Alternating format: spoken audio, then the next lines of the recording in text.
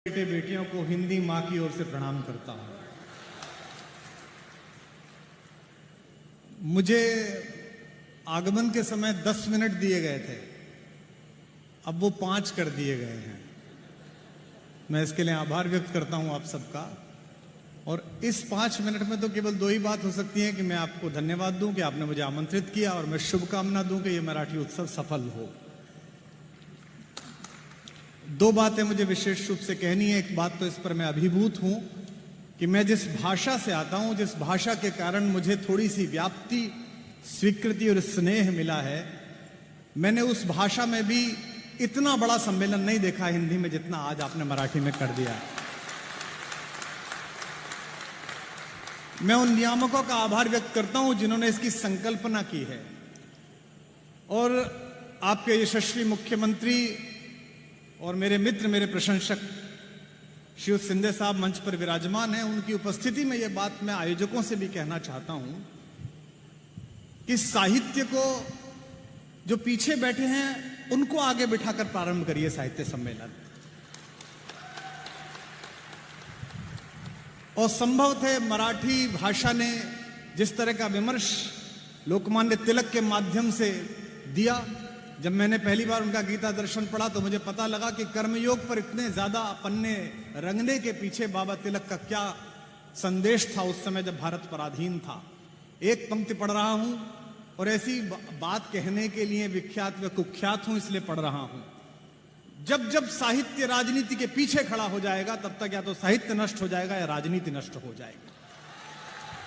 साहित्य का काम है कि वो राजनीति को दशा दिखाए, दिशा दिखाए। मेरे आदरणीय, मेरे वरिष्ठ पद्मश्री डॉक्टर तिवारी ने यहां पर एक बात कही, मुझे स्मरण आ रहा है, जब आजादी आई तो लाल किले पर एक कवि सम्मेलन के आयोजन की परंपरा पंडित नेहरू ने प्रारंभ की।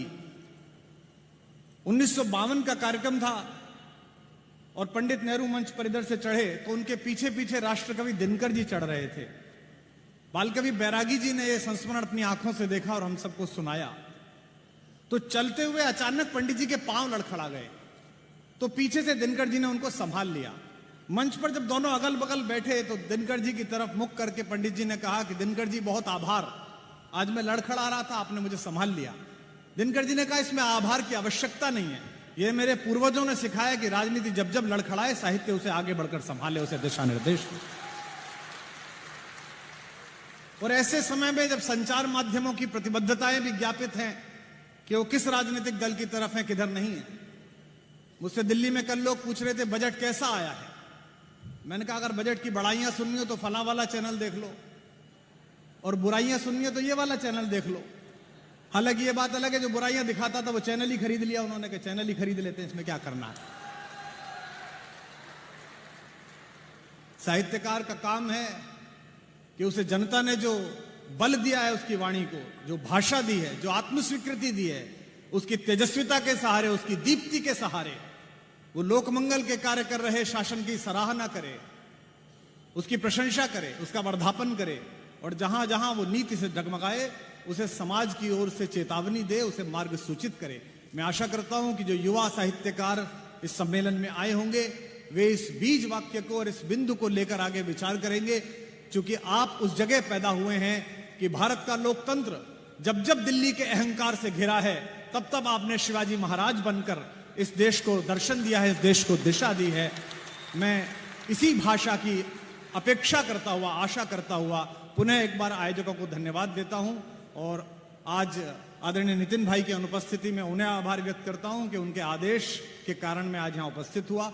बहुत कम समय है, कभी जब विषय विस्तार के लिए अपेक्षित समय और वातावरण होगा मैं अपनी बात निवेदन करने का प्रयास करूंगा। आप सबको बहुत बहुत प्रणाम के साथ आभार। बहुत बहुत धन्यवाद।